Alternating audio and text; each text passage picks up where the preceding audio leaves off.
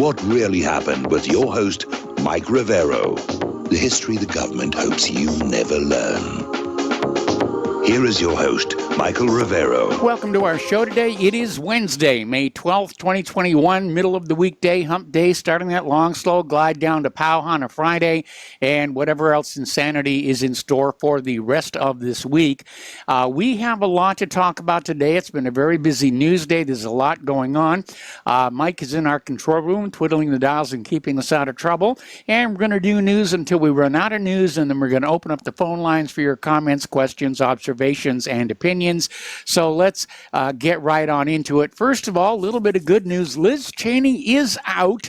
Earlier today, the House Republicans voted to remove Liz Cheney from her leadership position, and it is seen as a move that cements Donald Trump's hold on the Republican Party.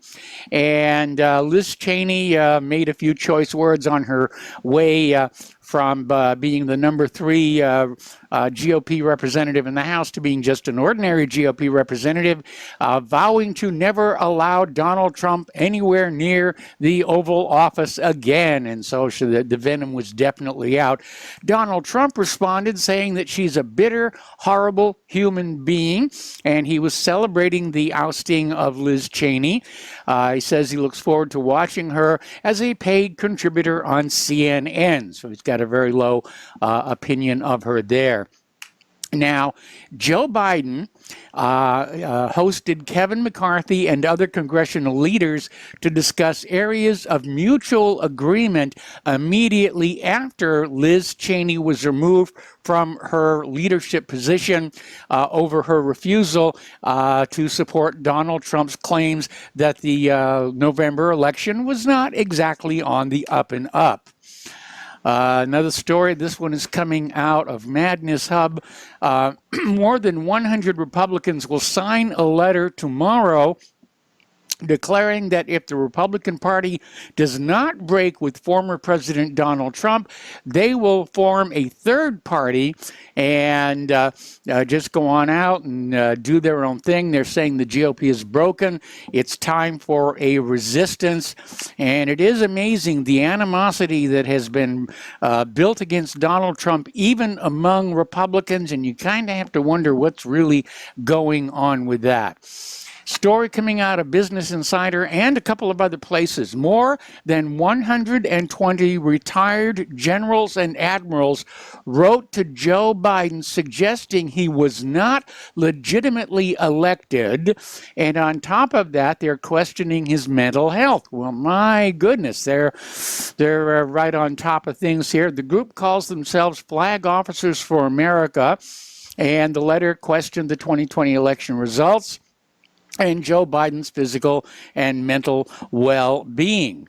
So this may be the beginning of a pushback on the fake elections coming from within retired military.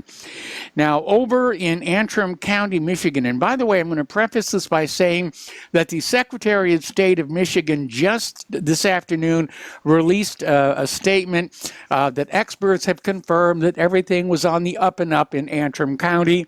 They're getting desperate over there. So a lawyer, Matthew DePerno, said that they had discovered a MySQL program installed on the machines that could have been used to manipulate the vote totals. And DePerno just a day earlier confirmed in a court hearing there were 1,061 phantom votes in the county during the 2020 presidential election, because while a recount of ballots tallied 15,962, the Michigan Secretary of State's database showed only 14,901. Now, the other bombshell that he delivered was that all of the voting machines were connected to each other through an intranet. The intranet itself was not connected to the internet. However, during election night counting, it has come on out, there was a laptop that was plugged into the internet and did have access to the internet, and it was left on during the election night counting. So it was possible for somebody outside to come in through the internet, through the laptop, through the intranet, and activate this already installed software to change the vote totals. Now, Donald Trump is out there saying the United States should follow the lead of the United Kingdom and demand voter ID to eliminate corruption and fraud in elections. And I absolutely agree. If somebody is really incapable of getting a photo ID, they probably shouldn't be allowed to vote anyway. Mitch McConnell, pardon me, yesterday in a speech before the Senate Rules Committee, Mitch McConnell blasted the so-called For the People Act, basically saying the Democrats are trying to hotwire democracy. And he's absolutely right. This is an attempt to establish in law the very mechanisms by which they stole last November's elections. Meanwhile, 69 members of Congress are asking the Senate not to confirm David Chipman as head of the Alcohol, Tobacco, and Firearms Bureau. And that would be a really good thing because he is an anti-Second Amendment, a gun grabber, it's definitely a bad idea if he gets confirmed here. All right, let's talk about what's going on in Israel and Palestine because it is very, very intense over there. The United Nations is warning this could turn into a full-scale war, and this is an opinion shared by Andrei Bierstritsky, as interviewed in TASS yesterday. And he's saying the situation is not a simple one. The latest spiral of Arab-Israeli confrontation could develop into a full-scale war. And there's airstrikes going on. There's been something like over 1,000 missiles fired by the Palestinians into Israel. And surprise, surprise, Iron Dome is not able to knock them all down. Israel is claiming that Iron Dome is getting about 80% of them, but I imagine that may be an exaggeration as well. Meanwhile, Benjamin Netanyahu has declared a state of emergency in Lod after the city's mayor warns civil war has erupted. Netanyahu is calling for troops to be deployed, and he's comparing it to Kristallnacht under the Nazis. We knew sooner or later that was going to be dragged on in here. 2 senior Hamas intelligence chiefs were killed by Israeli tanks that are lining up on the Gaza border. Netanyahu is warning militants will pay a very heavy price for the rockets fired at Tel Aviv, some of which scored direct hits, according to reports. As of the report that I'm looking at, 36 Palestinians were dead, including 10 children. 5 Israelis are dead. So the bodies are starting to pile up over there. Story out of Middle Eastern Eye. Israel is mobilizing thousands of troops toward Gaza as the death toll mounts, and I expect that this is going to be Israel's opportunity to retake possession of Gaza and make it part of Israel again. Story coming on out of Blacklisted News talking about how phone cameras and access to the internet is undermining Israel's narrative as to what is going on. And they're talking about all the Palestinians, including 9 children who were killed, with the help of United States funding to the tune of $3.8 billion a year. Now remember, the U.S. loves Muslims and just wants to protect their human rights as long as they're in this country competing for our jobs. But as far as Muslims are concerned in Israel, that's a whole nother thing. And the United States is refusing to condemn Israeli airstrikes that killed Palestinian children. We reported yesterday how the United States blocked a resolution by the United Nations Security Council, condemning Israel's actions and calling for restraint on both sides. And the conflict is not confined to Israel and Palestine. Anti-Israel protests broke out all around the world. The protests are in support of the Palestinians. And thousands in New York, Washington, D.C., London, Istanbul, and other major cities around the globe have taken to the streets to show their support for Palestine. Over in New York City, Palestinian supporters got into a fight with Israeli supporters outside the New York City Israeli consulate. And police had to restrain the Palestinian supporters trying to keep the peace. Now, as just before we went to air, we got this story coming out of Israel's Channel 12 and quoted by Zero Hedge that Hamas has offered a ceasefire on a mutual basis, meaning they will quit if Israel quits. And I don't think that's going to happen because I think Israel sees an opportunity, as I said before, to reclaim Gaza and, really just pound the heck out of the Palestinian people with the tacit blessing of the United States government. Okay, turning on over to the pipeline problem. The Colonial Pipeline, cybersecurity experts are condemning the White House for breaking with the FBI and suggesting that private companies should just go ahead and pay ransomware demands. And, this is contrary to normal policy where you don't negotiate with terrorists, you don't negotiate with kidnappers. And the White House is saying, I'll just go ahead and pay them the money and keep things working. But, you go ahead and pay the ransomware people money and there'll be more ransomware coming down in the future. So Florida, Virginia, Georgia, and North Carolina have declared states of emergency over the gas shortages after the Colonial Pipeline hack. 1,000 fuel stations have run dry in the Southeast. People are now panic buying. It's getting so ridiculous they actually had to put out a public service announcement saying, do not store gasoline in plastic bags, which is something that you think people would understand you can't do, but apparently it's been a real problem. So you have these states declaring emergencies, you have pumps running out of gas. The White House insists there is no actual gasoline shortage. It's all the fault of the hoarders. And motorists and even airlines are struggling to find fuel across the southeastern U.S. due to the Colonial Pipeline cyber attack, but the Biden administration denies there is a shortage and says that hoarders are to blame for the supply crunch.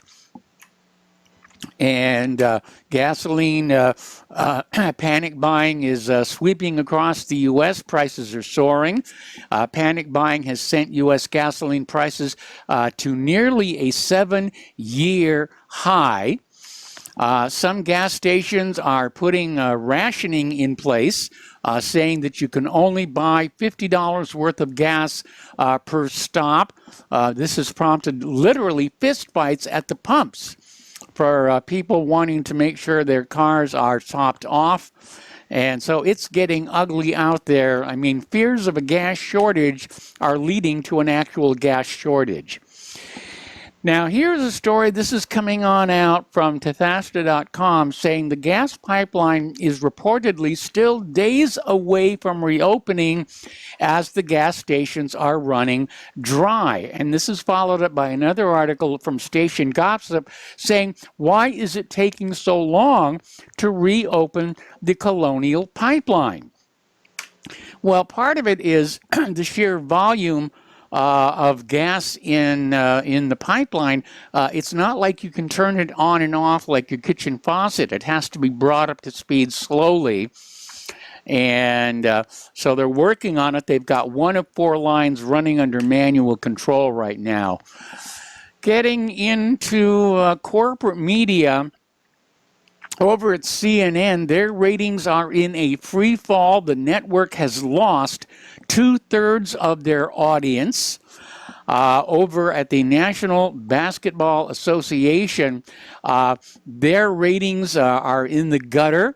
With the regular season coming to a close, and it has all to do with that taking the knee for the anthem.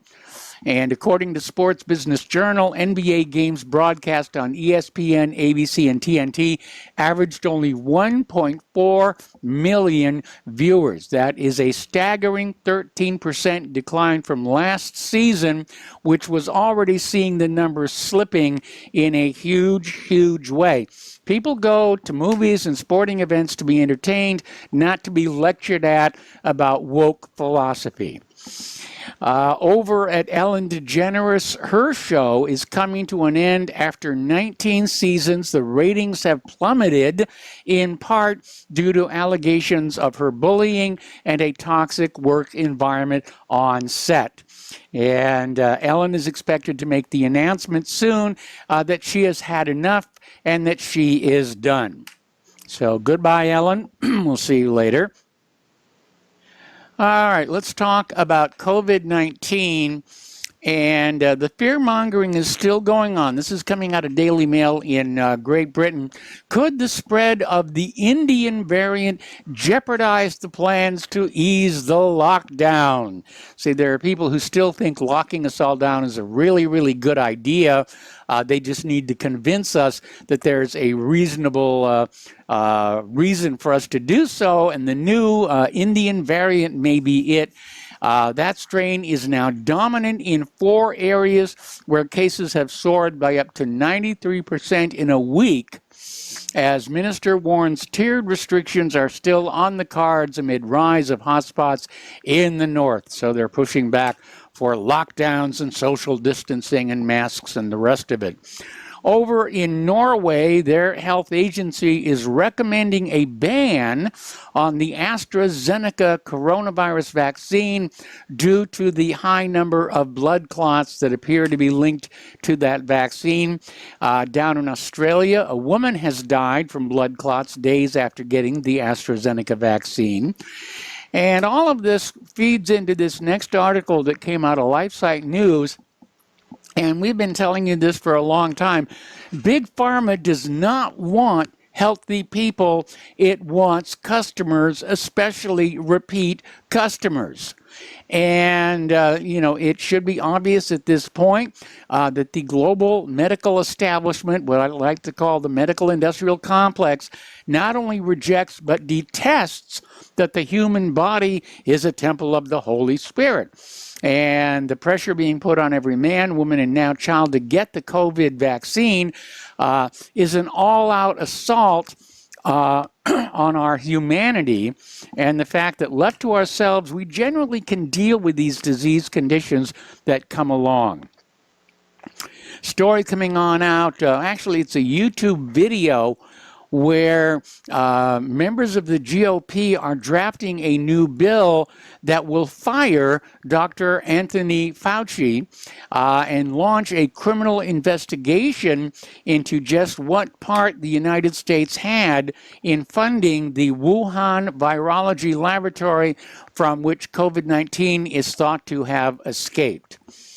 Turning to the international news now, we talked earlier in the week about how the United States is approaching Russia, about strategic talks that Putin and Biden were going to talk. But already we're hearing from TASS that the United States wants to narrow the agenda on the talks on strategic stability. This is according to Russian Foreign Minister Sergei Lavrov, and after negotiations with his Azerbaijani counterpart, Ceyhun Bayramov, yesterday.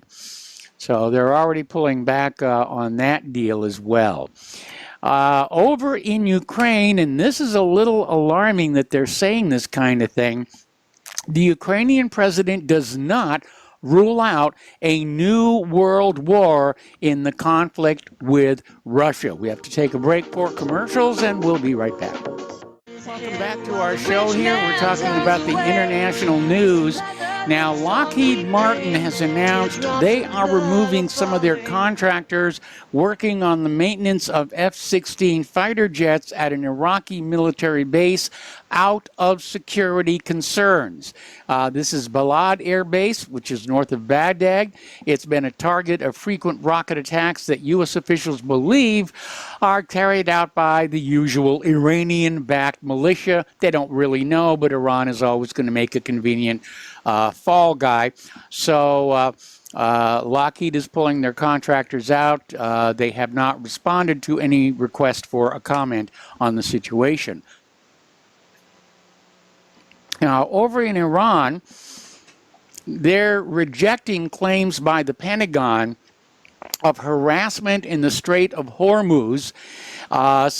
They're rejecting claims that Iranian boats harassed U.S. warships in the strait, an incident that led to a U.S. Coast Guard cutter firing 30 warning shots. And Pentagon spokesman John Kirby claimed Monday the Iranian vessels had been acting very aggressively, but the IRGC said its patrol vessels encountered the U.S. warships during routine daily missions in the territorial waters. The Coast Guard cutter was accompanied by 6 U.S. Navy ships, including a guided missile submarine, and somehow felt threatened by these Iranian vessels, which are basically glorified ski boats, you know, with a machine gun on the front here. So they're a little timid there with all the weapons they have. And here's an article that's asking the same thing I was. This is from 1945.com. And it's asking, why aren't U.S. Navy warships and Coast Guard boats anywhere near Iran? Because we certainly don't see Iranian warships in, for example, the Gulf of Mexico. We don't see them off the coast of Florida. We don't see them off the coast of California. So what is the United States doing, pressing so close to Iranian coastal waters? So the U.S. Navy reported on that incident from last week. The Iranian vessels failed to exercise due regard for the safety of other vessels as required under international law in international waters. Now, of course, Iran is saying they were following all the rules. But, the question is, why risk these close calls at all? What is the whole point of all this U.S. firepower off the coast of Iran? It's not going to do anything except exacerbate tensions. Over in Kuwait, in their largest oil field, a fire started on Monday. It's injured 2 workers, and the injured workers were in stable condition and receiving treatment at a hospital. The blaze at the Great Bergen Field in the southeastern district of Kuwait that produces over 1.6 million barrels of oil a day did not impact production, but it certainly lit up the sky.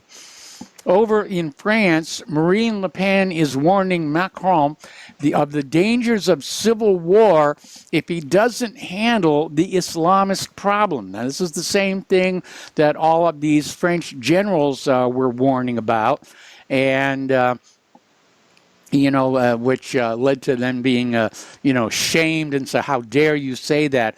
But the controversy is being stoked when Marine Le Pen, dubbed by the corporate media as France's outspoken leader of the far right, once again showed support for the letter by agreeing on the danger of a civil war in an apparent rallying of her base around that message ahead of next April's election, where they'll seek to take on President Emmanuel Macron.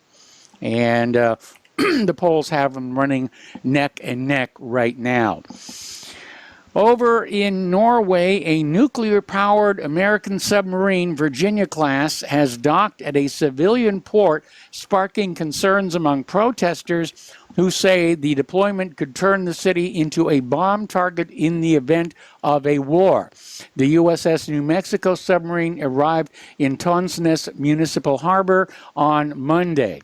Now, the Norwegian government imposed a no-fly zone over the port, strictly guarding access to the harbor under tight security. and people gathered at the port to protest the submarine's presence. They held banners that read U.S. out of Norway and no nukes in Tromsø. So there they are. All right, let's talk about the economic news. First of all, the Dow Industrial had a really bad day today. They were down, I think it was 672 the last time I looked. And yeah, they had a bad day. There's an article coming on out from Tethasta.com, and it's called Bidenomics. And it's talking about how inflation is rising more than expected in April and is in the fastest pace since 2008. So we'll be back after these few words. And welcome back to our show here. We're talking about the economic news. We're talking about the rate of inflation, which is a lot worse than people were expecting.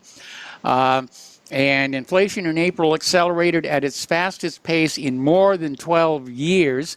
Energy prices jumped higher. The consumer price index rose 4.2% from a year earlier. It had been expected there was only going to be a 3.6% increase. And the increase in the annual headline consumer price index rate was the fastest September 2008, while the monthly gain in core inflation was the largest since 1981. This is not looking good. Article at Investment Watch blog is suggesting that gold may be headed to $2,900 an ounce. So you're going to be glad you bought in when it was a lot less. Another story, this one is coming out of WomenSystems.com. Half of the 100 largest U.S. employers of low-wage workers rigged the CEO pay to increase their compensation while cutting worker salaries and laying off staff during the pandemic, according to a new study. These were 100 of the S&P 500 firms.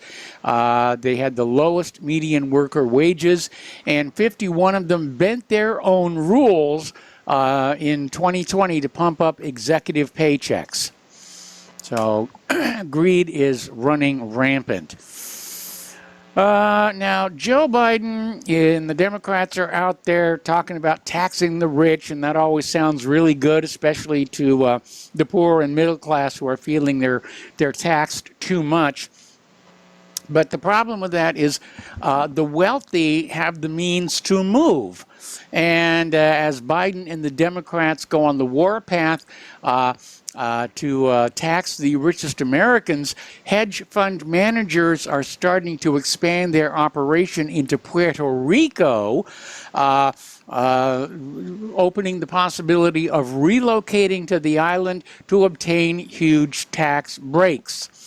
And we're seeing that a lot of very wealthy individuals from high tax places like New York, they're starting to find low tax places to move to, like Salt Lake City or here in Santa Claus. And so, yeah, that's going to be the problem. The rich can always find a way to evade being taxed. It's us poor people who are more or less stuck where we are that are having to deal with it. And you know, we're cursed with having a government that never once in the last 100 years has been able to stay within its budget, to only spend that which it has coming on in. In fact, the last president to actually pay off the national debt and balance the budget was Andrew Jackson, and he shut down a private central bank in order to be able to do that, at which point there was an attempt on his life. Story coming on out of Station Gossip. There are 8 million job vacancies, the most since 2000, but employers are saying they're having a hard time finding people to take those jobs. And I guess the robot revolution that was going to take those jobs is too expensive. And the finger is being pointed at all of the various pandemic handouts that make it, more lucrative to stay at home collecting the handouts than going on out and getting a job. Plus, you're dealing when you go out with getting a job. There's, the driving, they're getting ready for the job. Employers who don't really have the best of attitude toward their workers. You're dealing probably with minimum wage, no benefits, and it's hard to really be enthusiastic about that. So that's part of the problem as well. Turning to immigration and globalism, over in the European Union, Michel Barnier has called for a 3 to 5 year suspension of all immigration into EU countries, warning that the bloc's external borders have become a sieve for criminals and terrorists. And Barnier told French media, I think we have to take the time for 3 or 5 years to suspend immigration. And Barnier was the EU's former Brexit negotiator, and he cited links between immigration and terrorist networks that infiltrate migration flows as part of his reasoning for calling on the shutdown. I think it's a really, really good idea, especially when you look at all these warnings about a possible civil war in France. Okay. Over in Germany, Catholic churches are defying the Pope and offering blessings to gay couples. This is being done in protest over the Vatican's refusal to approve same-sex partnerships. And this is a contentious issue for a lot of religions. Believe it or not, the Methodists may be coming up on a break where the Methodist Church is going to break into 2 new denominations over that issue of gay marriage. And so we'll see what's going to happen with that one. On Monday, the Biden administration's Health and Human Services Department announced that the Office for Civil Rights would throw out Donald Trump's view that sex is biological and interpret and enforce Section 1557 of the Affordable Care Act and Title IX's prohibitions on discrimination based on sex to include discrimination on the basis of sexual orientation and the basis of gender identity. So the Biden administration has now signed on to this idea that gender is non-biological. It's basically whatever you decide you want it to be. And, that's certainly not reality. Okay, story coming on out of military.com. More than 7 months after the official launch of the Army Combat Fitness Test, nearly half of female soldiers are still falling short, with enlisted women struggling the most. And military.com has learned the data again raises questions about whether the Army's attempt to create a fitter force is creating more barriers to success for women. Okay, I'm sorry, but the women are failing the test. Males are passing easily because males are physically stronger overall, and all the politics and wishful thinking and wokeness are not going to change that. So internal Army figures from April show 44% of the women failed the test compared to 7% of men since October 1st. And female soldiers continue to lag male soldiers in all events. Now, that's not saying that women can't do well in mechanized war. Driving tanks, flying airplanes, operating ships. But in terms of warfare that requires physical strength, like infantry work, carrying ammo, it's just not going to work. Over at the Mickey Mouse place, Disney, they have been caught indoctrinating their employees with critical race theory and a white privilege checklist. This is coming from a newly leaked employee training manual. The Walt Disney Company is pushing critical race theory on its employees, including lectures on race and white privilege and how America is founded on systemic racism. And apparently Disney's diversity and inclusion program called Reimagine Tomorrow is deeply politicized and engulfed parts of the company in racial conflict. So not going very well. Speaking of diversity, the NBC has dumped the broadcast of the Golden Globes for next year, complaining that it has a lack of diversity. Tom Cruise supposedly returned his 3 Golden Globe Awards, and the list of celebrities boycotting the Hawaii Foreign Press Association and its awards is growing. And part of the problem is that the Hawaiian Foreign Press Association has no black members. Well, maybe it's just not a job that they wanted. What can I tell you? Up in Washington State, their Governor Jay Inslee has signed into law a bill that mandates the teaching of critical race theory in public schools. And so, unlike so many other states that have now banned it, Washington State is now mandating it. Over in Wisconsin, they are now requiring Holocaust education, or Holocaust mythology, if you will, starting in the 5th grade. This was a bill signed Wednesday by Governor Tony Evers, actually a week ago, and it mandates that lessons about the Holocaust and other genocides be included in social study classes at least once between 5th and 8th grade, and once again in high school. All right. Evers signed the bill at the offices of the Milwaukee Jewish Federation, which advocated for the bill. Imagine my shock. Over at the Virginia Military Institute, they are going to take down a statue of Stonewall Jackson, who was a Confederate, and he played an integral part in the Civil War. And they're committing a Soviet-style purge, basically reattributing Stonewall Jackson's quotes to other people who never said them. And that is really getting out there, I think. All righty. The Biden administration, rather, is looking to expand gun control in a very sneaky way.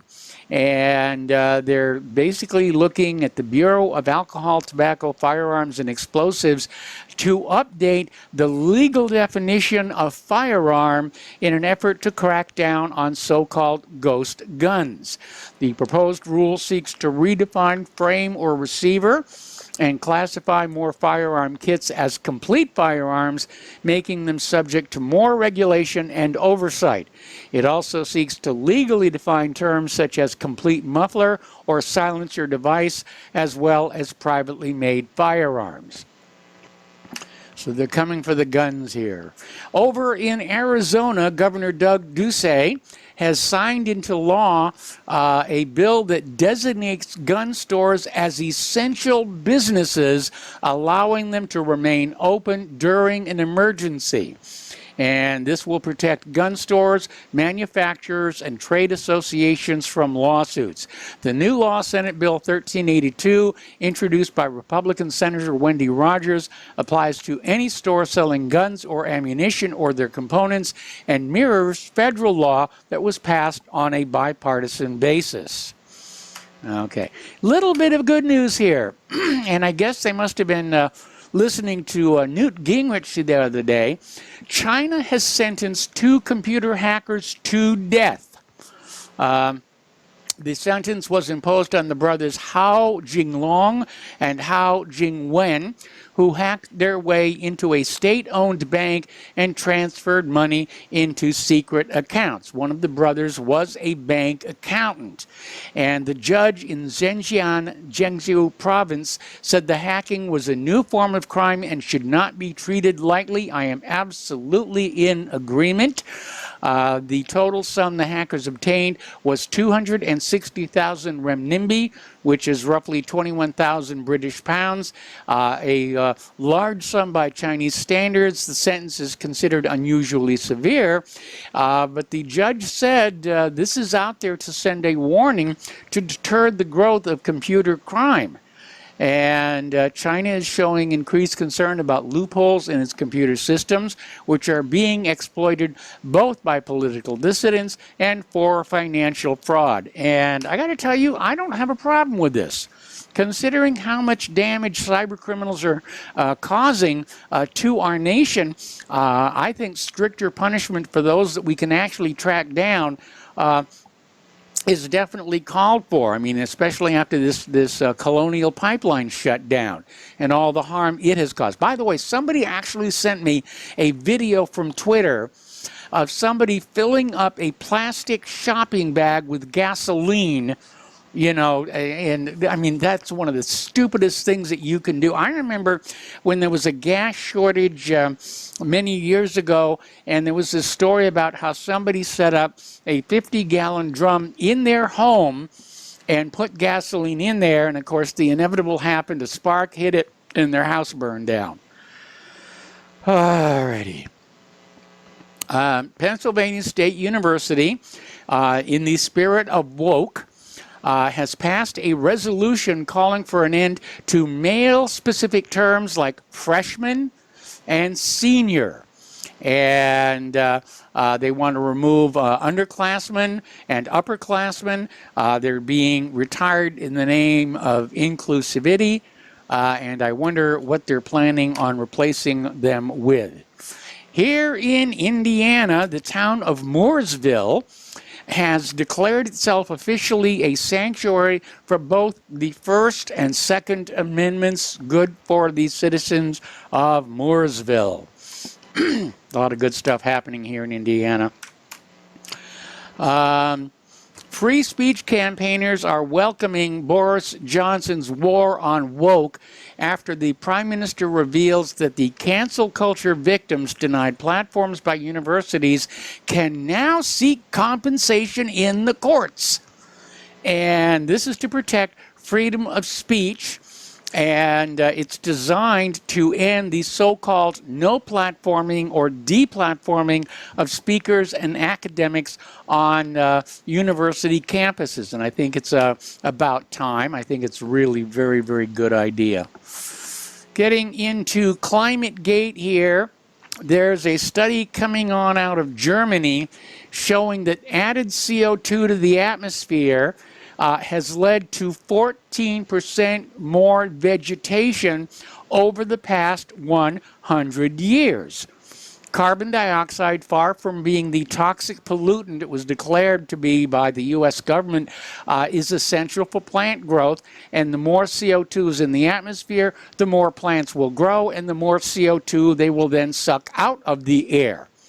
And so this study is basically confirming that mechanism is definitely working there. All right, we got to take another break for commercials. Back with more news after these two words. Welcome back to our show here. We're talking about science, the environment, and so forth. And back in 2016, there was a project founded called the Trillion Trees Project. It was founded to protect and restore forests worldwide. They have finally concluded that nearly 145 million acres of forests have grown back globally in 21 years, and they are absorbing more carbon dioxide than the entire output of the United States. And so that's the way that you deal with carbon dioxide and human-caused global warming, is you plant plants. It's an easy solution, but of course the people pushing ClimateGate, you know, they wanted carbon taxes and they wanted control over your life, and they weren't interested in the simple, obvious, and easy solution. Another story, this one coming out of Natural News. Human-caused global warming has kind of fizzled out. Nobody responds to it anymore. So the new scare word is ocean acidification. And it's another global warming conspiracy theory that appears to be the latest hoax of the climate change cult. And this analysis is showing scientists are blowing the whistle on massive coordinated data manipulation and fraud. At least 22 different research papers may contain manipulated data, and one published in the journal Science and the other in Nature Climate Change, certainly do. And we talked about this in the early days of human-caused global warming when there was the ClimateGate revelations from the University of East Anglia, from the Hadley Climate Research Unit, which admitted they were fudging the data to sell the idea that humans were warming the planet. Okay. Now, Bayer Monsanto, and I'm sure Bayer by now is having buyer's remorse over that deal, they are trying to block Mexico's phase-out of glyphosate and their ban on GMO corn, and so far they have failed to do so. And life used to be a lot easier for Bayer Monsanto, but that was before they bought Monsanto for $66 billion, and now worth just $53 billion. Which is $13 billion less than what it paid for Monsanto in 2018. Bayer is facing tens of thousands of lawsuits claiming that the glyphosate in Roundup weed killer causes non-Hodgkin's lymphoma. And the company has agreed to pay as much as $11.5 billion with a B to resolve existing U.S. litigation. And still, they want to go on selling glyphosate and GMO corn around the world, which has led to the current conflict with Mexico. Mexico wants the stuff to go away, and Monsanto Bayer want to keep on selling it. Okay, we got to take a break for station identification. We're going to go ahead and open up the phone lines, area code 512-248-8252, and we'll be right back. And welcome back to our show, hour number 2. The phone lines are open, area code 512-248-8252, and we're going to start with Kelly in Austin. Hello, Kelly. Welcome to the show. What's on your mind? And I heard your comments about the Catholic Church in Germany yes. going astray. I lived there. That's coming primarily out of Berlin. I guarantee Berlin was Sodom and Gomorrah of Europe in the 1920s. Yeah, I remember. 30s. Yeah. Yeah. One other thing after this, but what I want to tell you is that what you see happening now in the Catholic Church, I didn't grow up in the Catholic Church. I grew up Episcopalian, the old-fashioned Anglo-Catholic Episcopalian / Anglican Church. And there was practically no difference between the two. But there's a theologian / religious historian named James Hickok from St. Louis University years ago who wrote a book on liturgy. And what he says in his book is that with Vatican II, the Catholic Church transformed its liturgy from what he called a vertical rite to a horizontal rite. So it became one that emphasized social connections rather than a transcendent connection between man and God. Okay. And that happened in the Episcopal Church too. Because later on, we abandoned the 1928 Book of Common Prayer in favor of the 1979 BCP, and that essentially adopted a horizontal rite. And that's what many of us just abandoned the Episcopal Church as well.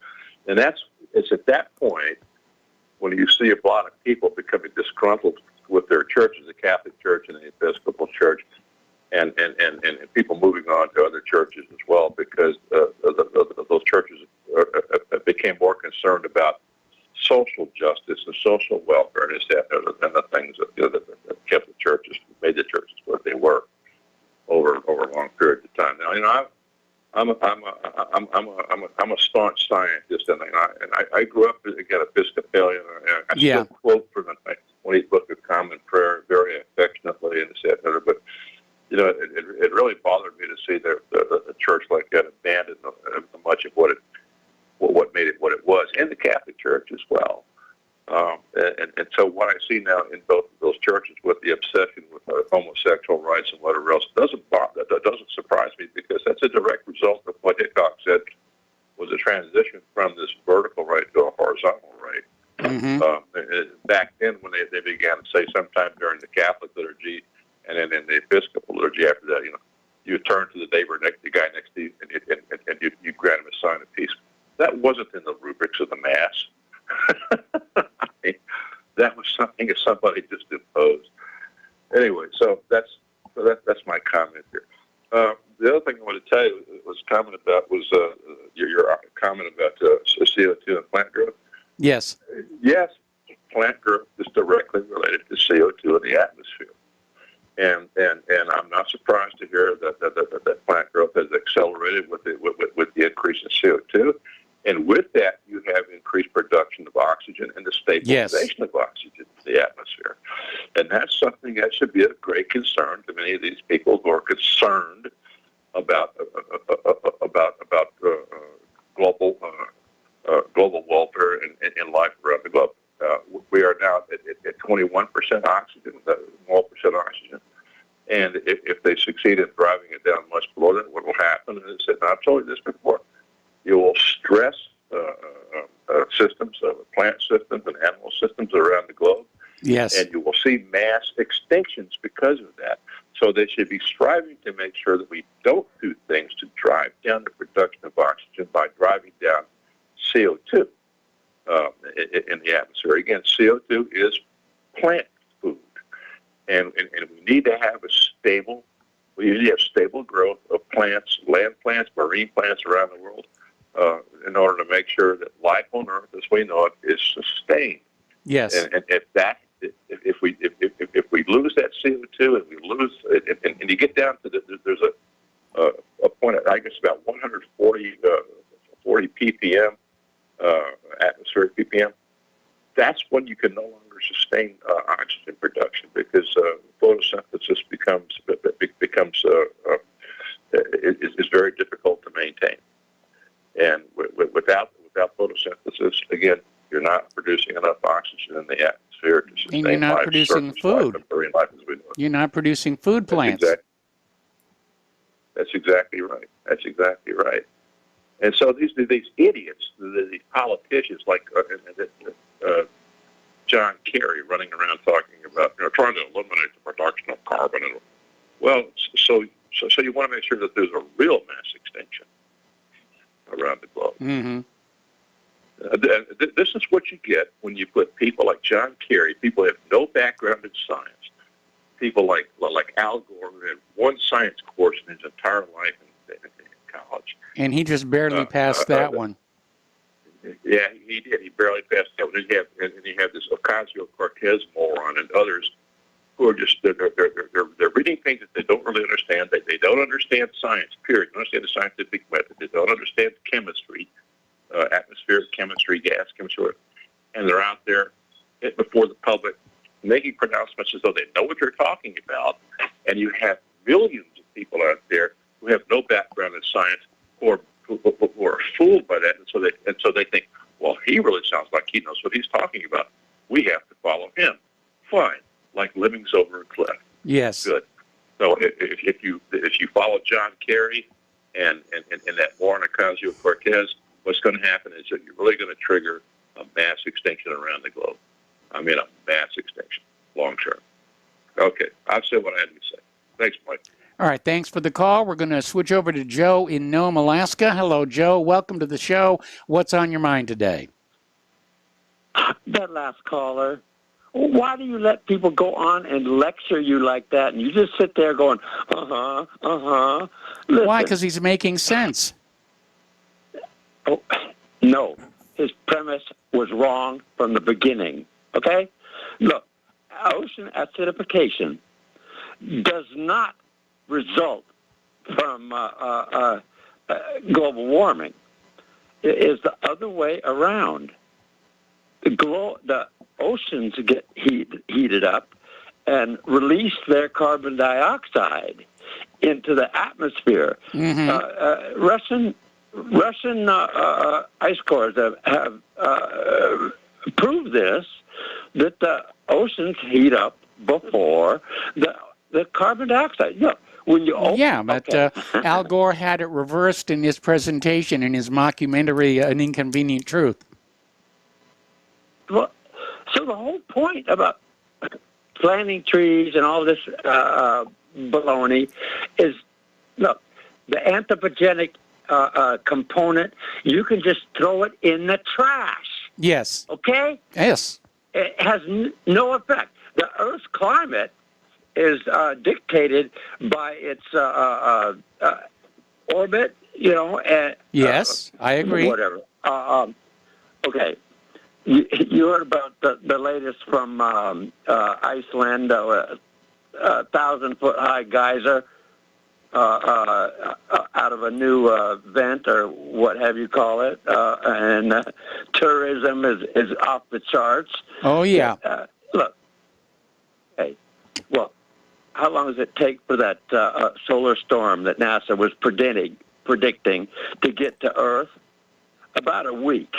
Now, they put out a warning about it Yes. a week before that new vent opened up. That just goes I don't to show think you. they're linked. I don't think they're linked to each other. And I mean, there's the coronal mass ejection, and that's the first heads up that something is coming. And I think actually that the enhanced solar wind sort of came through here end of last week. It's already come and gone. Well, listen, the magnetic field is all over. Our magnetic field is all over the place right now, breaking up here and there. All these cosmic rays are bombarding our planet's core. Mm-hmm. That's part of it, but still, it's dictated by the sun. The sun is what was supposed to protect us from all those cosmic rays. Mm-hmm. But anyway, I had an interesting thought before I made this call. Boiling my CO2 content here. Okay. But is there a radioactive component of carbon? Because that's what we're going to end up with all this carbon coming out of the ocean acidification, along with Fukushima. What's the radioactive form of carbon? You can look there for your. Well, there's carbon-12 and then there's carbon-14, and the difference between them is used as an aging measurement. And I don't know about any severely radioactive carbon isotopes. Well, speaking of the carbon-14, with these cycles that we go through, wouldn't you think that they'd have to adjust all of those figures of carbon-14 for the variable amounts of carbon-14 that the Earth receives? It's not constant. No, that's why they measure a ratio of the carbon-14 to the carbon-12. And it's from that they get the age of the organic material being tested.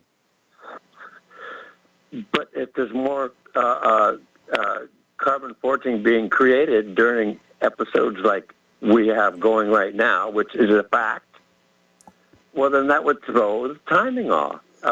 Forget about the ratios. Well, that's not the way that I understand that it works. It's almost irrelevant how much carbon the sample starts out with. It's just over time the ratio between those two isotopes is a constant.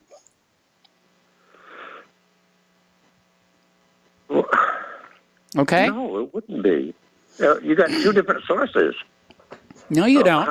The carbon is taken in, by biological processes, and then over time it begins to split into the two different types of isotopes. Okay, right now we got a total buildup of carbon. Forget about, it's going to end up in your body. Yes. Sure. Anyway, on this other thing with the Avril Haines, DNI, Yeah. She's been scrubbing her Brookings page. One of the things she scrubbed was her former association with Palantir, a major data mining operation. Yes. And she was making, well, there was a story out of the Independent I was reading about this, but there's other stuff too. Her Brookings page shows a picture of her, and it blew me away. It almost looked like Jodie Foster. But my sister doesn't want to blame all this stuff on women, so she thinks that the Averill is really a tranny. Anyway. Well, who knows here. Anyway, Joe, we're going to let you go. Thank you very much for the phone call. And Kelly and Austin called back in with a counter argument to what Joe was saying. So, Kelly, why don't you hop on in and let us know what you think? Yeah, well, okay. I'm going to run on my background in geochemistry. I'm a doctorate in geochemistry. Okay. Your last caller is woefully misinformed about carbon chemistry and CO2. For one thing, I've told you before that CO2 is released from the oceans when the ocean's warm. I don't know where you got the idea that I might have informed you otherwise. Yes. But I remember telling you, if you go back and you look at the data from the Vostok ice cores and then from the Greenland ice cores, that's exactly what you see. Warming of the oceans and then subsequent release of CO2. Yeah, but Al Gore flipped that for his documentary to make it look like the CO2 happened first and then the warming happened. Well, yes, he did, but we all know what Al Gore's background in science is. Yes. So I'm where Al Gore is. He's not an expert in anything. About carbon-14, carbon-14 is a naturally occurring radioactive isotope of carbon is generated in the upper atmosphere from the splitting of a nitrogen-15 nucleus into a carbon-14 and to a tritium and into a deuterium. So what happens now is the way you get carbon-14 dating is you measure the carbon-14 in a sample and you compare that with the global standard now called modern carbon. And what you get is a ratio of percent of modern carbon. So you take a sample, for example, of bone or water or whatever else, and then you get a carbon-14 signature in that, and the signature in that, based upon the signature in a modern global standard, is called percent of modern carbon. Mm-hmm. Degree of deterioration over time is based upon the deterioration, or what you see, the decrease in a carbon-13, which is a stable isotope of carbon. And so when we attempt to measure the age of something, we do that based upon the comparison of the carbon-13 and carbon-14 Yes. ratios with modern carbon to come up with an estimated age of something. Now, there are a lot of things that can interfere with that because in water systems in particular, the carbon system is really subject to changes because of rock-water interaction. Or in the case of something like bone, then you have other things that can affect that. But it's always compared with a measurement of modern carbon-14 activity in samples around the world. There's nothing mysterious about that. Nobody's trying to jack around with anything.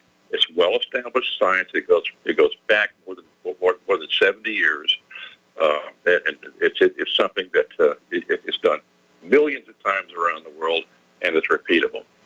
Now, going back to the issue about CO2 in the ocean, again, I've told you before on more than one occasion that when the oceans warm up, you get the release of CO2. Yes. Where this guy comes from claiming that I or anybody else might have said that, I have no idea. I've never said that, and I think he really needs to spend some time in a real science class before he starts claiming that somebody else doesn't really understand what he's talking about. Thank you. I appreciate your time. All right. Well, thank you very much. And we're going to switch over to Mark in North Carolina. Mark, thank you for waiting all this time. And what is on your mind? Hey, Mike, what's going on? Hey, listen, I found you on RBN, Yes. on the radio. So I'm glad I got you back there. So anyway, I don't know if you heard today, another show early this morning, and evidently there's a letter out from retired military officers, Yes. generals and admirals, Mm-hmm. kind of similar to what the French did, a few weeks ago, the French officers, and then about, a bunch of other French officers, enlisted men afterwards warned active duty.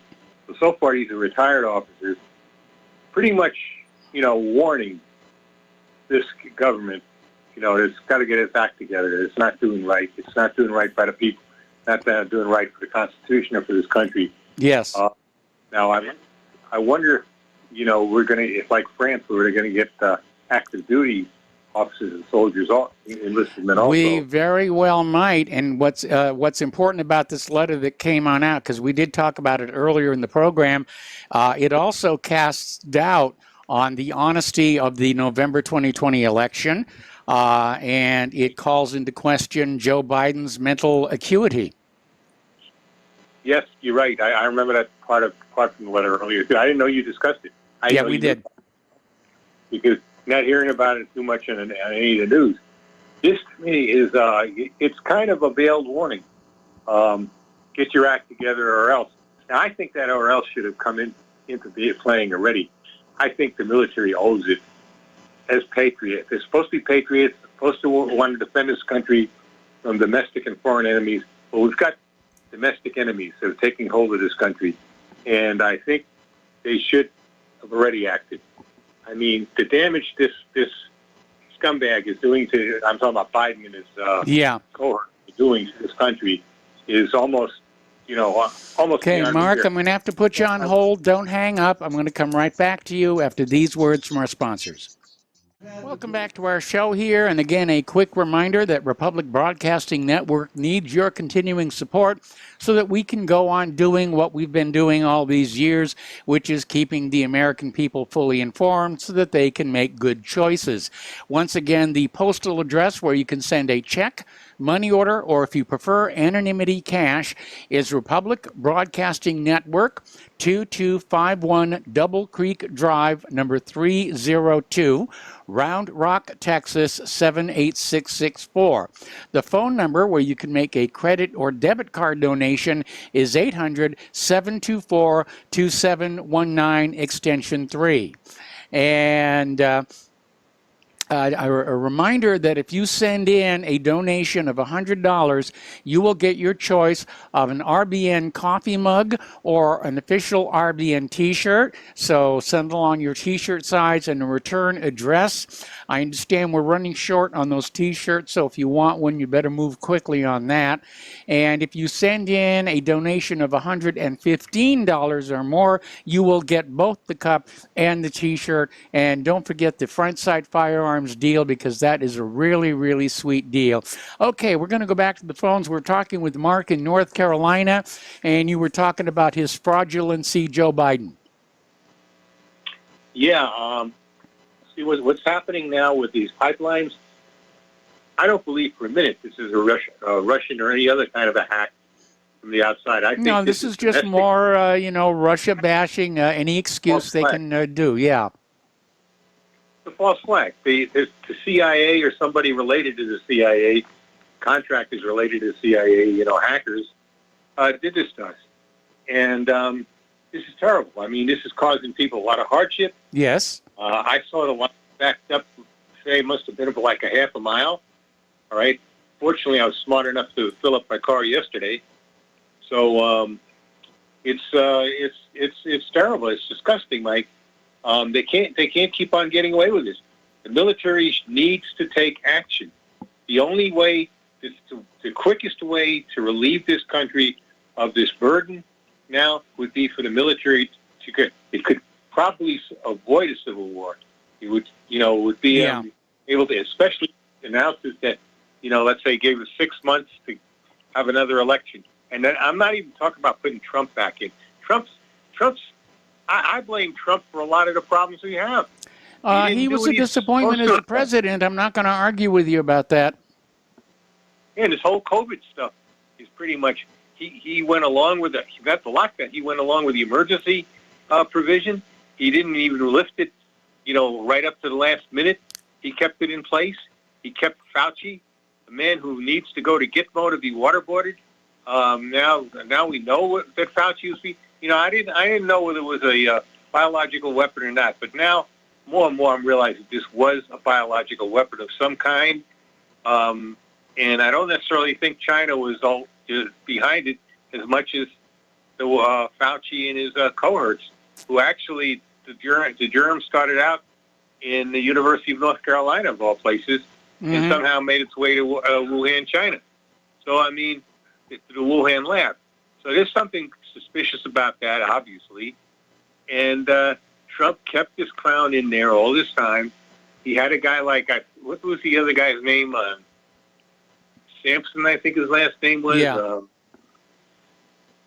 He was good, and Trump just pretty much ignored what he had to say and let Fauci keep running the show. And then the vaccine. He's got to go down as the father of the vaccine now, because he's the one who pushed it. He brags about it. He still brags about it. Yeah. I don't want him back in there. We need to have a new election. There should be like a coalition government managing it for 6 months, or the military itself managing it, and then we'll see. We'll see who runs and who could win. I wouldn't mind General Flynn in there as president. I wouldn't mind a guy like Colonel West or Rick DeSantis, or even Tulsi Gabbard. But Tulsi Gabbard is doing surprisingly well out in California. They're saying that she has a shot at the governorship. I didn't know she's running. Well, neither did I, but that was on the One American News Network this morning. Wow. I didn't even... is she a California resident now? Did she move to California? I guess she must have, yes. Yeah, because as far as I know, you would have to be a resident of the state to run for... well, certainly it's going to help, but apparently she's doing very well in the polls. That would be great. That would be great. I'd certainly take her over. Well, I'd take her over Newsom if I lived there. I'd take her over, and I'd take her over Bruce Jenner too. I'd only go for Jenner over Newsom because Newsom is so terrible. Yes. In reality, I mean, come on. You don't want a guy like Jenner there, dressed up like a woman or all that. That's just not a good representative for a governor. I don't care if he does it in his own business. Okay, well, Mark, I'm going to have to let you go. We got to take another break for commercials. We got other callers waiting on the line, and we will be right back. Welcome back to our show here. The phone lines are loaded up right now, so let's go to Tom in Florida. Hello, Tom. Welcome to the show. What's on your mind? Hello? Yes, you're on the air. Can you hear me? You're on the air. Yeah, good. Yeah, good day to you, Mike. Wow. Before I want to ask you a question about Mars before you let me go, Mike. But the caller, a couple calls back, the guys were talking about carbon. That's what they make diamonds out of, isn't it? Carbon. Well, that's what diamonds are made out of. Yes, crystallized carbon. Yeah, that's wonderful. Maybe you'll all turn into diamonds. Who knows? But anyway, listen, Mike. Here's what I want to talk about. I want to talk about the guy was talking about Jodie Foster, the lesbo Cheney got booted out today. Yes. Okay, and now she's going to be a witch, and she's going after Trump and Trump supporters. The lesbo Liz Cheney and her crazy father, she couldn't aim right with a gun. Yes. His buddy hunting. Okay, but this guy, Liz Cheney, lesbo Cheney, is going after the Republican conservative output of the party. Yes. And basically, according to Breitbart, she's only got 22% of the vote if she runs again in Wyoming. She's only got 22% of the support. Yes. So she's going to get wiped out in the next election. Yes. I think Mittens Romney's going to get wiped out because he's a bumbling buffoon too, like Biden. But Mike, all these rhinos, they have to be extricated out of the party. Yes. They get extracted. Excuse me. They need to be extracted out of this party. We don't need no more rhinos. Got to get rid of all these filthy rhinos. And to the guy that called the last caller, you have a United States senator named Rand Paul calling Fauci a filthy liar. Yes. Rand Paul today is all over the news saying that Fauci's a liar. He's a filthy liar. He's lying about this and that. So you got a United States senator saying this. What kind of weight does that carry, Mike? What kind of weight does it carry when the Republicans are ousted Cheney out of there, the Lesbo out of power? I mean, I think people are waking up, and maybe a lot of people are starting to listen to your show. Maybe these trolls are freaking out because, you know what, Mike?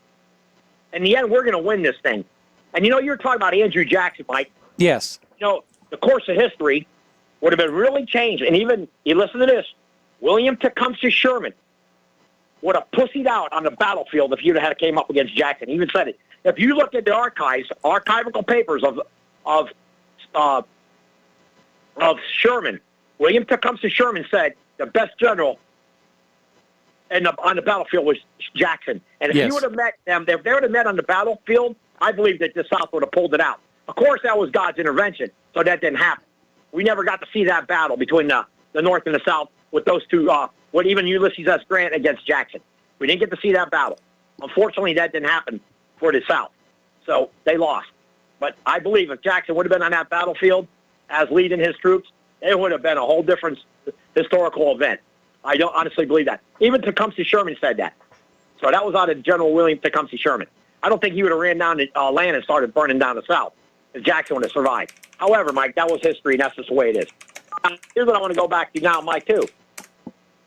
We have a little thing going on here at South Florida about immigration, Mike, and the Miami Herald. I don't know if you had a chance to hear about it. Well, these illegals from Venezuela that are coming through Texas, guess where they're heading to, Mike?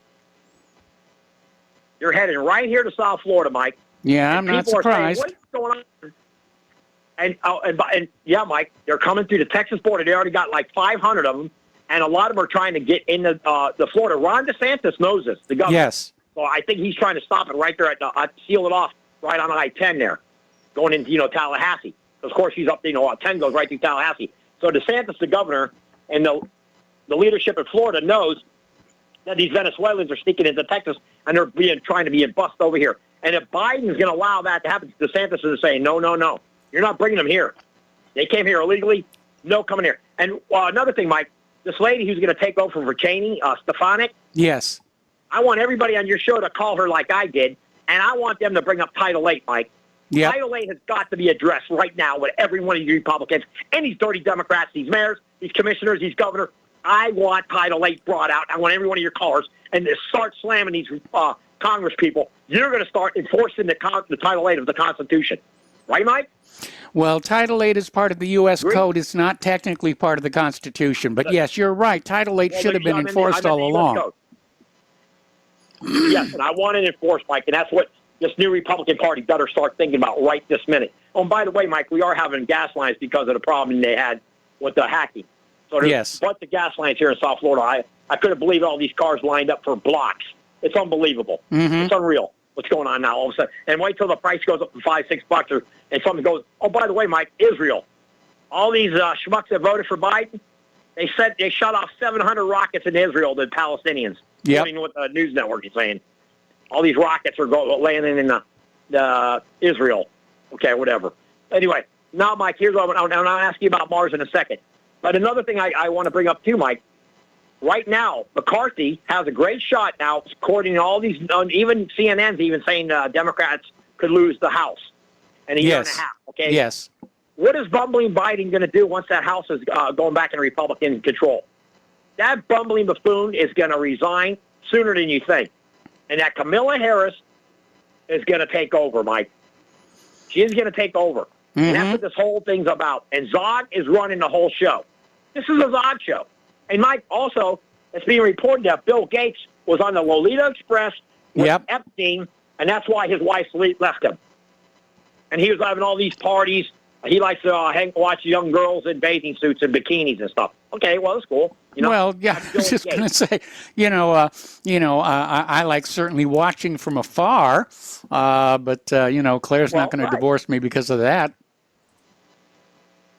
Well, who knows? Well, that's what I'm saying, Mike. I think Gates was doing something more than just watching. Okay. I think that's what I keep hearing. Well, look at Prince Andrew in England. Come on, what was he up to? But anyway, Mike. Okay, now getting back to the last couple of these guys were talking about carbon and all this. I want to ask you something about Mars, Mike. Yeah. I want your opinion. I know you're better than all. And there's a 3,000-mile trench on Mars. What's the name of that trench, Mike? Valley Marineris. Yes.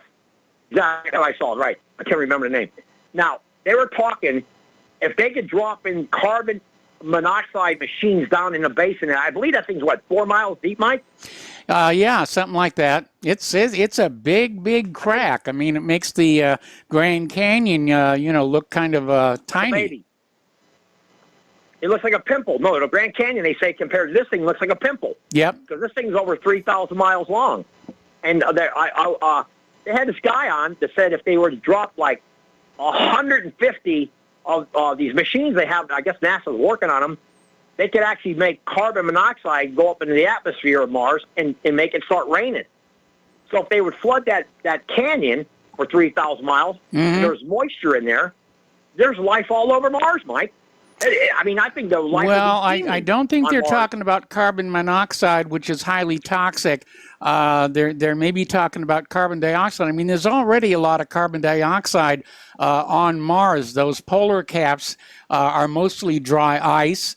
And what you see around the landers and Viking 1 that looks like snow is a mixture of water and dry ice.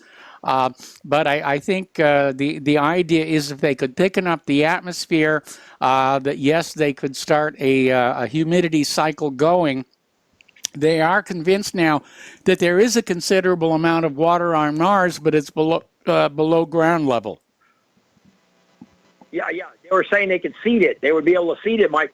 Mike, that canyon is interesting also in the fact that how come they don't talk about NASA landing like a rover or the vehicle wasn't like in a mile or 2 miles from that crater, so they could actually go over to the crater and measure, to actually what's going on in there, get real good photographs or something. Because I honestly believe, and I heard this a couple of years back, they're growing like in these labs or whatever, Mike, algae, like an algae. Yeah, it makes oxygen. Yes, algae do that. So powerful.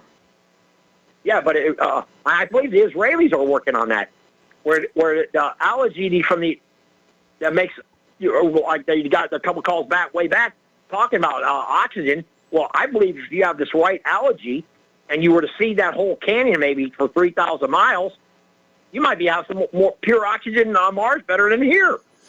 Well, the problem is you are going to have enough water to support the algae and, enough material for it to feed on, to get that cycle going. Even all the way back during the Viking mission, we were talking about let's plump a spacecraft right down to the bottom of that canyon system because you're going to have a much thicker atmosphere. You're more likely to find water. You're more likely to find life. But the thought is it's too dangerous down there, that the bottom of the canyon is too rough and rocky, and they would have to have something that could fly down there and reconnoiter for a safe place to land, which is certainly within the technology today.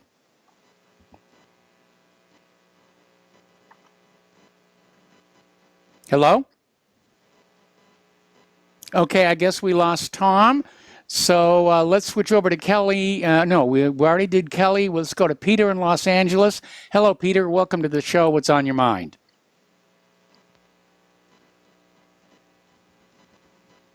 Hello? There we are. Can you hear me? I can hear you now. What's on your mind?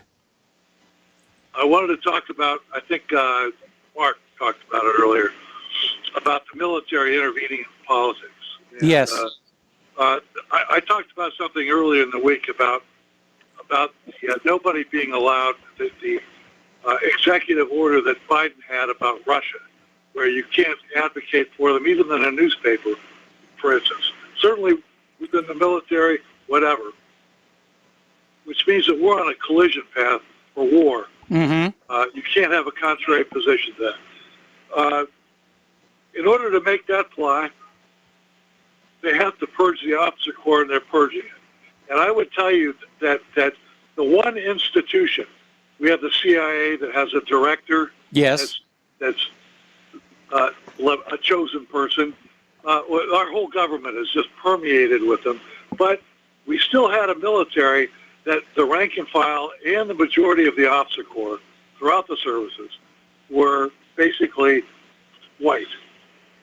And now we have this gentleman named Bishop Garrison, who is a black woke guy who is on basically a woke witch hunt.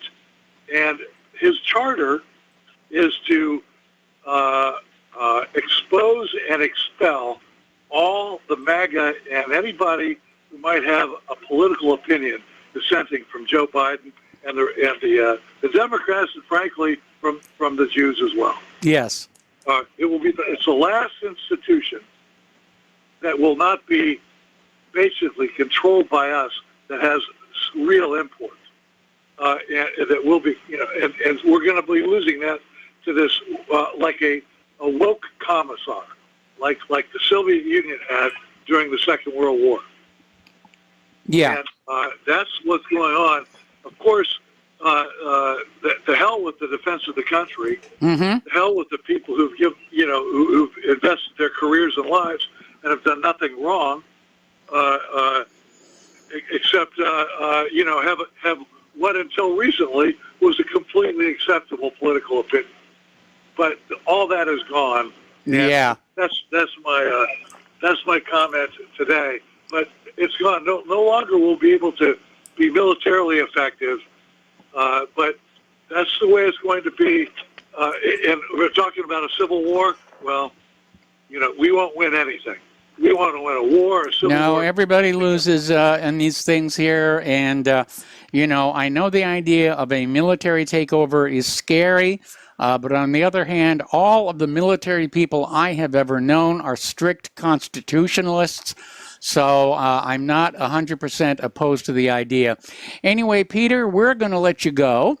Thank you very much for the phone call, and we're going to switch to Layla in Canada. And Layla, hello, welcome to the show, and welcome to RBN. Before you get into your call, would you share with our listeners exactly when they can tune into your new program here on the Republic Broadcasting Network?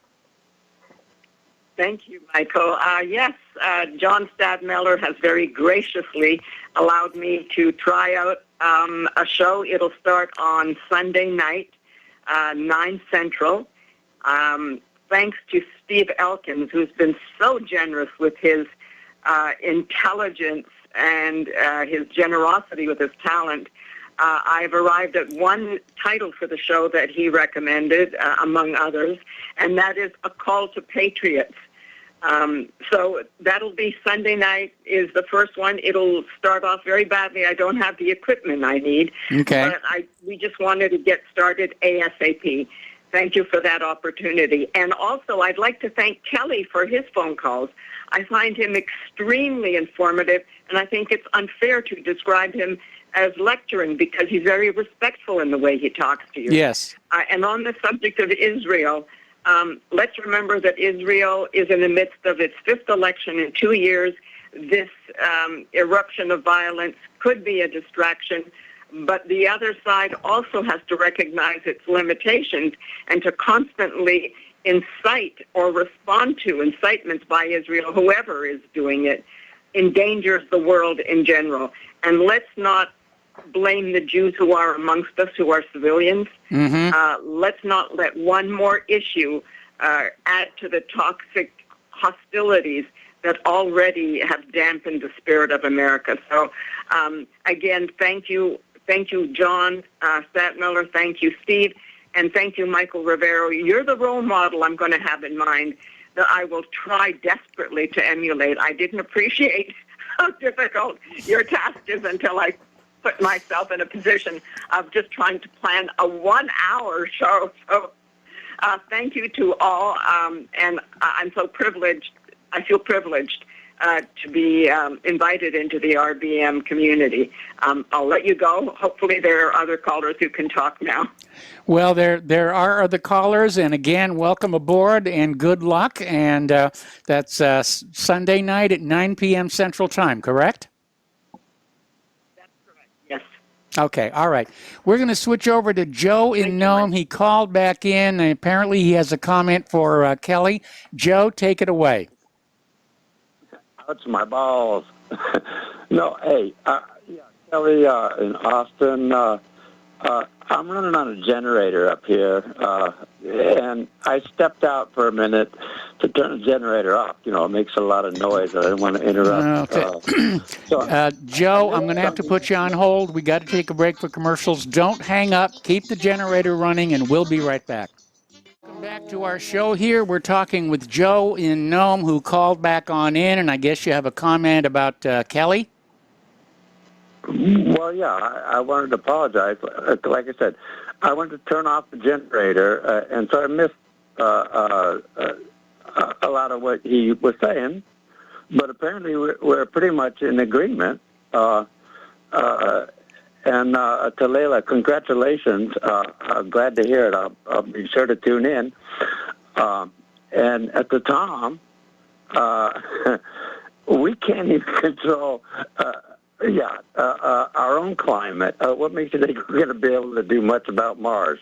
But yeah, the Valley Marineris, I was looking at that 25, 30 years ago and wondering. And furthermore, as far as ASAP Hall goes, do you know that Jonathan Swift predicted that Mars had 2 satellites 50 years before ASAP Hall ever discovered them? Yeah.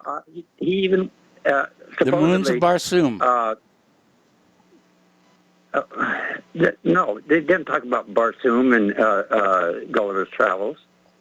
Okay. The Lilliputians supposedly told Gulliver. Now, whoever Jonathan Swift was, I haven't the faintest idea. We're still thinking maybe William Shakespeare was actually, what's his name, Bacon? So, yes. But, yeah, the point is, my point is, to Kelly and Austin, is that there's nothing anybody can do about the carbon. There's nothing because it isn't controlled. And making us pay for it is even more ridiculous. I agree with you on that last part, certainly. Anyway, listen, Joe, I'm going to try and squeeze one more phone call in here before the end of the show, so thank you very much. And we're going to go to Chris in Virginia. Hello, Chris. We're short on time, but what's on your mind? Well, can you hear me? I can hear you. You're on the air. I was just thinking some things through, and one thing that I thought was interesting was if things get really bad, some counties might seal off roads into their counties, or completely isolate as a county, and just try to self-sustain. Because I think people are going to think, who are the bad guys? The big corporations, they're the bad guys. The Wawas, and I just hate to pick on Wawa, but I just got gas at Wawa. And so what I'm saying is we have to figure out how to live our lives without all these big corporations. Yes, we do. You know what I mean? Absolutely. So, yeah, I just wanted to say that. Great show. Well, thank you very much here, and we're going to let you go, and we are just about out of time. So stay tuned for John Stadmiller. He's going to have Roger Landry on the program with him tonight. Please spread the word of whatreallyhappened.com. Spread the word of Republic Broadcasting. Please donate. We'll be back tomorrow, and have a good evening. Aloha, America.